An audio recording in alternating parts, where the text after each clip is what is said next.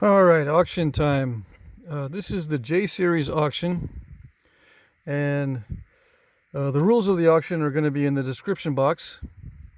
And I will pre-populate the comments section with the item numbers. Please bid under the pre-populated comments. So if you want to bid on this item, this one is going to be J01. You go to where it says, please bid here for J01 and comment under that comment. Okay, hopefully that makes sense. This auction will be over at 9 p.m. Eastern, Monday, which is tomorrow night. Try not to wait until the last minute. These videos slow way down, or my access to the videos slow way down when there's a lot of people trying to comment and refresh the comment section or whatever. My channel, for some reason, cannot handle any kind of traffic, so just bear that in mind. These also will upload slowly, so hopefully this will upload before noon today. All right, so the first item on the list, J01, is a very generous piece of Buffalo River Black or Buffalo River Dark. It's a raw piece of chert from Seth Carl. I was going to make a blade out of this with notches or whatever, maybe a harden or something, but I'm just going to offer this as a what they call a trade blank or a biface or a blade. Okay. There's only 10 items in this auction. I think I mentioned that. I'm not sure. I got preoccupied this time around with flake scar patterns and trying to duplicate some from the past, obsessing over the whole deal. So I didn't make very many things for the auction, but that doesn't mean that there won't be more in the next one. All right, I'm going to do this every week, hopefully. Okay, so this is not translucent chert. It is a high quality. It is sharp on the edges. It is pressure flake to sharpen it, percussion to shape it. And it's a high quality, very interesting material. Okay. I don't know where Buffalo River comes from. I can't remember the state it comes from. Or I would tell you. Okay. Let's see. The next item on the list is another large blade. Oh, yeah. I forgot to measure. And I bought some rulers by suggestion from a fan of the channel who is smarter than I am. Okay. Almost 5 inches. Let's see. 4 7/8. Yeah, usually I'm scrambling around for my tape measure. I have like 5 different tape measures in different areas, but I'm just going to keep this with the auction stuff. All right. Next item on the list is J02. This is a piece of mystery chert, but I think it's Texas chert, heat treat, but it's not a really good heat treat as far as the heat didn't really do much to improve this one. And this is completely percussion. There's no pressure at all. I was struggling with this the other day, and I just said, I need to finish it out quick because I don't want to deal with it. And I ended up just doing a percussion blade. This is all percussion, no pressure. It's not translucent. Mystery Texas heat treat. It does feel raw though, so I can't. I'm just going to say heat treat just as a default, but it feels sharp and it feels very raw.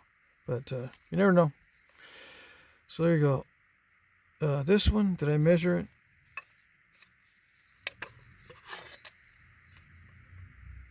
This one's right at 5 inches. Okay. All right. Next one. I think we're going to go in descending order on these blade lengths. J03. This one is a piece of raw chert from my friend Roger. It's the same chert as the pine tree. He has a property in Texas, and he's got flint on the property, so he sent me some. It's a little bit difficult to work, but it's a nice looking material. It's not translucent. But yeah, it sharpens up really well. It thins down really well. And it flakes really well if you're good at it. Anyway, that's J03. It'll make a nice knife or something. Let's see. Next is a piece of mystery chert. I don't know where I got it, but it's really translucent. Nice color. Very high quality. I believe it's raw. Yeah, I forgot where I got it from. It's probably a Texas chert, but I just don't remember. Anyway, with high quality cherts, it's difficult to prevent step fracturing and those little fingernail steps. So it started out as a pretty wide blade, but I took it down quite a bit. I was going to make something out of it. I have these stored up, but I didn't. It was going to be Andice or Marshall or something like that, but I ended up not using it. That's J04. Alrighty. Let's see. The next item is another blade. This one is a heat treat for sure. It is Buffalo River. J05. Buffalo River chert. Did I measure the last one? Let's see. I'm spacing out on these measurings. 3.5. This one is almost 3 3/4. Anyway, Buffalo River. It's got patterns in it, but it's hard to see. It's got really nice coloration. It was kind of hard to thin down because it's very steppy. But it worked out okay. All right, I'm trying to think what I was going to make from this. I can't remember. But anyway, there you go. That's this one offered by itself. J05. Now we're going to get into the point types and other things. All right, so this is the pine tree from the video. J06. I fixed it. I also fixed the Cody knife, right? So-called fixed. What that means is I didn't research it enough before I started the video. I just kind of went by memory and then figured out that I need to change it after the fact. So this is straight from the video. I didn't do anything else to it afterwards. This is straight from the fixed video when I so-called fixed it. With the incurvate sides and a little bit of reduction on the drastic serrations. They were a little bit more pointy. I took them down just a little bit. All right, so that's J06. Another characteristic of these is the thinning flakes from the base usually end up going into the blade itself or past the notches. So that's pretty good there. This one here fell short, looks like, but you know, just FYI. And they're supposed to be thinner than regular Kirks, so they're made with more skill probably. All right, here you go. That's that one. Next one is the Cody knife, J07. Made of heat-treated Buffalo River. And this is straight from the fixed Cody knife video. All right. Yeah, I don't know if I took it down. I might have messed with it after the video, right? I don't know. I got to look. I think this is everything I did, or I did everything on video, but I might have mess with the edge a little bit more. I don't know. Okay, there it is. That's J07. A couple of practice points. Clovis and Dalton. This is J08. The Dalton, this is made of Keokuk, I believe. A little bit of translucency around the edges. A little bit of problem with a diving flake there, and a flake that almost overshot there. But it was a good practice piece. It's got the other characteristics of ground edges, little thinning flake there, not much on this side though. Anyway, same with this one, practice piece, Clovis, that I did on heat treated Buffalo River. I got a bunch of this from Seth Carl. He's got some good stuff. But yeah, this came out all right. But I'm going to offer these together in under one item number. All right, there you go. Let's see. The next one is, it's not a projectile point or a blade. It's a tool. It's called a Kerrville knife. It's a type of tool from Texas. This is a West Texas type of stone. It is a heat treat, but it's not heated very high. I think it's a heat treat. A lot of these spalls that I get, sometimes I get them heated, sometimes I don't, and I forget to write down what they are. Anyway, I made this the other day because I had one of the spalls that had some Cortex, nice round Cortex on it. So I said, yeah, that'd be a good candidate for a Kerrville knife. And it's just held in the hand this way for various cutting tasks. Okay, so it's a tool, not a projectile point. All right, J09. Okay, so now, last but not least, I'm offering a box of bifaces and spalls. That's J10. This is a mystery chert. I don't know where I got it. I know that doesn't help anybody. But it's interesting. It's like a root beer, but it's got all kinds of inclusions in it. Oh, yeah, that's about 4. I think a lot of these in here are 4 inches and under. Anyway, this does have some issues with it. There may be some layering and some cracking on this side. This side looks okay, although, yeah, it's got some issues in here. So, yeah, I'll just offer that with this batch. Let me know if you have trouble with it. I'll send you something else.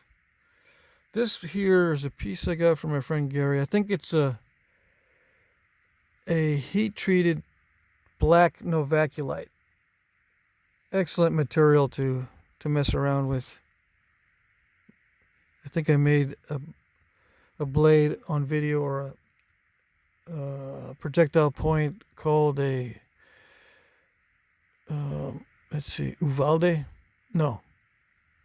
I can't remember. But anyway, I did make a point out of this kind of stuff. It was very nice. Let's see. This one here, chunk of Rainy Buttes.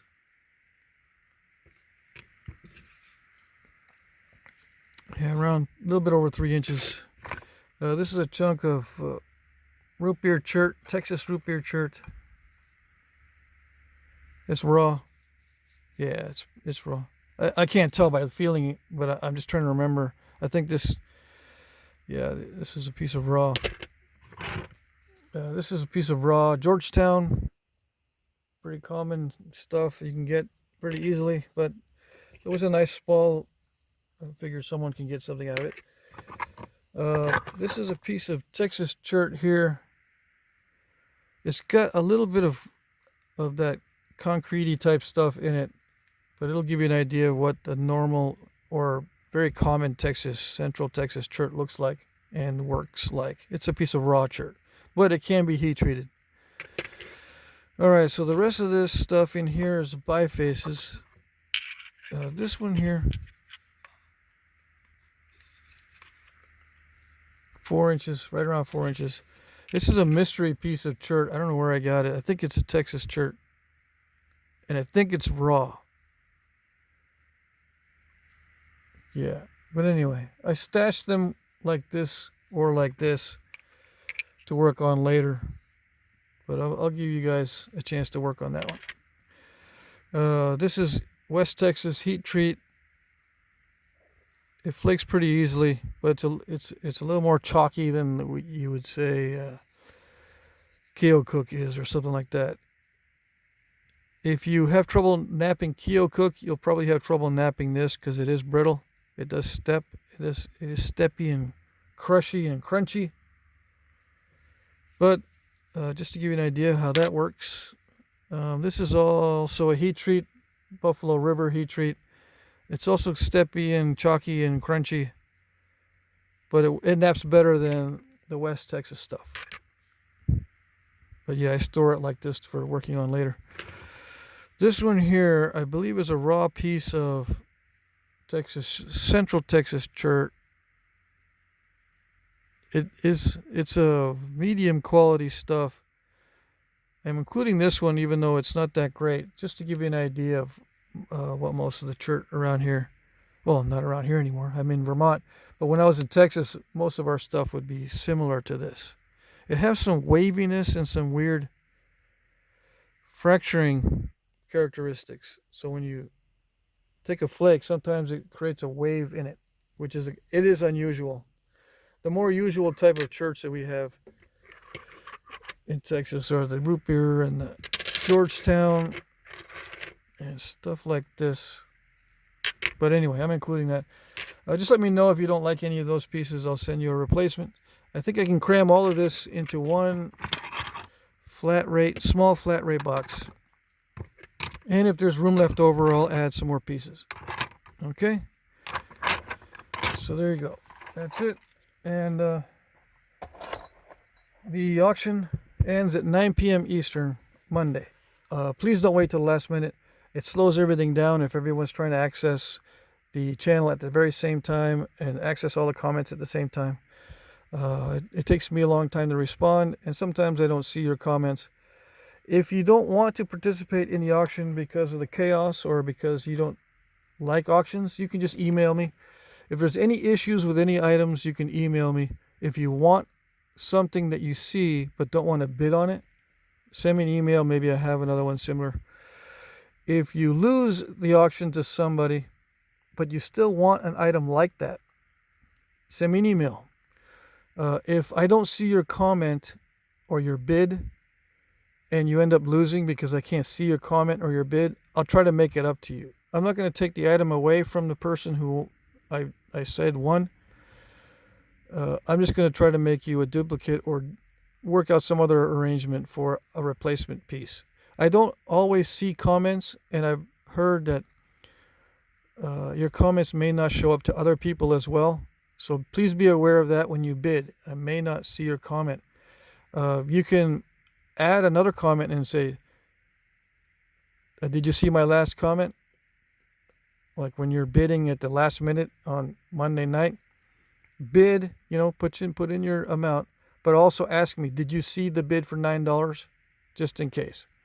That increases the number of comments, but at least I will check with you before I announce the winner.